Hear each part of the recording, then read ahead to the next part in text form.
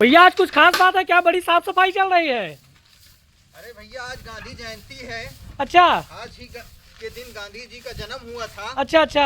हाँ, तो उन्हीं के जन्म के उपलक्ष्य में स्वच्छता पखवाड़े के तहत हाँ हाँ, लोग स्वच्छता दिवस मना रहे हैं। जी जी। गांधी जी के जन्म के उपलक्ष्य। अरे बहुत अच्छी बात है भैया, आपने हाँ, पूरा एकदम बाकी चमका के रखा है। हमारे स्टार जो है जी जी। सौजन्य से ये सब काम हो रहा है। भैया भैया बहुत बहुत धन्यवाद आप लोगों का। मतलब आज गांधी जयंती के उपलक्ष्य में आप लोग स्पेशल साफ सफाई करवा रहे हैं।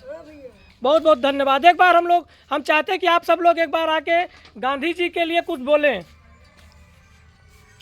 के लिए कुछ शब्द बोलिए। गांधी जी ने अमर रहे।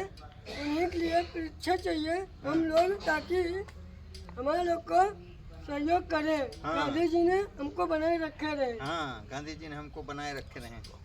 गांधी जी अमर रहे। अमर रहे। अमर रहे। 2 अक्टूबर अमर रहे। 2 अक्टूबर अमर रहे। बहुत से ने चुबाई।